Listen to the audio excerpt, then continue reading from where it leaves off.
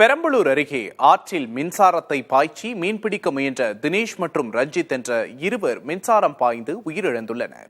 இதுகுறித்த விவரங்களை விபத்து நடந்த பகுதியிலிருந்து நமது செய்தியாளர் அச்சுத ராஜகோபால் வழங்கியுள்ளார்.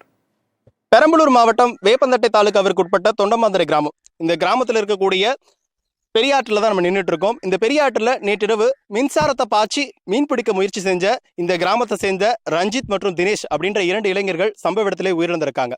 காரணம் என்னன்னா, மீன் பிடிக்கிறதுக்கு நம்ம தெரிஞ்ச வரைக்கும் நமக்கு வழிமுறைகள் அப்படின்றது தூண்டில பயன்படுத்தியோ இல்ல வலைகளை பயன்படுத்தியோ தான் நம்ம மீன் பிடிச்சு பார்த்திருக்கோம். ஆனா இந்த இளைஞர்கள் மின்சாரத்தை பாய்ச்சி புதுவிதமா மீன் பிடிக்க ட்ரை பண்ணியிருக்காங்க. இந்த முறை அப்படின்றது இந்த கிராமத்துல தொடர்ந்து, இந்த கிராமம் மட்டும் கிடையாது, பெரும்பாலும் இங்க இருக்கக்கூடிய குக்கிராமங்கள்ல யாருக்கும் தெரியாம மின்சாரத்தை பாய்ச்சி சட்டவிரோதமா இந்த மாதிரியான செயல்களை ஈடுபட்டு தான் இருக்காங்க. மின்சாரத்தை பாய்ச்சி மீன் பிடிக்கிறது அப்படின்றது என்ன அப்படின்னா, சாதாரணமா நம்ம தூண்டிலுக்கு பயன்படுத்தக்கூடிய ஒரு குச்சி. அந்த குச்சியில ஒரு முனையில மின்கடத்தும் மின்கம்பிகளை கட்டிடுறாங்க. அதுல வயரோட ஒரு புறத்தை இந்த கம்பியில இணைச்சிட்டு மறுபுறத்தை அருகில் இருக்கக்கூடிய மின்சாரம் பாயும் கம்பம் இருக்கு இல்லையா, அந்த கம்பத்துல இணைச்சிடுறாங்க. அந்த கம்பத்துல கொக்கி மூலமா போட்டு இங்க இருக்கக்கூடிய அந்த மின்கடத்தும் சாதனத்தை அங்க தண்ணியில தேங்கி நிற்கிற ஆத்து தண்ணியில போட்டோம்னா நீந்தக்கூடிய மீன்கள் எல்லாமே மின்சாரம் பாய்ஞ்சி மிதக்க ஆரம்பிச்சிடும். இதை இரவு வேளைகளில் பிடிக்கிறதுக்கான காரணம் என்னன்னு கேட்டா, இந்த நிகழ்வு யாருக்கும் தெரியக்கூடாதுன்றதுனால. ஏன்னா சட்டவிரோதமான ஒரு செயலும் கூட.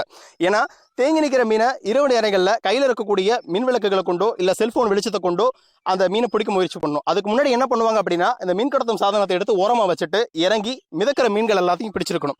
இப்போ காவல்துறை நடத்துகிற முதற்கட்ட விசாரணையில் என்னன்னு கேட்டால், ரஞ்சித் மற்றும் தினேஷ் மட்டும் இந்த நிகழ்வுக்கு வரல. என்னன்னு கேட்டா, அங்க மின்கடத்தில் இருக்கக்கூடிய அந்த கம்பிகளை மின்சார கம்பிகள்ல அந்த கொக்கி மாட்டக்கூடிய இடத்திலும் ஒரு நபர் இருந்திருக்கணும்னு சொல்றாங்க. ஏன்னு கேட்டா, இறந்து கிடந்த தினேஷும் சரி ரஞ்சித்தும் சரி அவர்களுடைய இந்த மின்கடத்தும் சாதனமும் நீருக்குள்ளே இருந்திருக்கு. அப்பனா அந்த கொக்கி மட்டும் தான் எடுத்து விடப்பட்டிருக்கு. அங்க கரையில் இருக்கக்கூடிய மின்கம்பத்தில் இருக்கக்கூடிய கொக்கியை யாரோ எடுத்து விட்டதன் காரணமாக தான் மின்சாரம் மறுபடியும் இங்க பாயாம இருந்திருக்கு.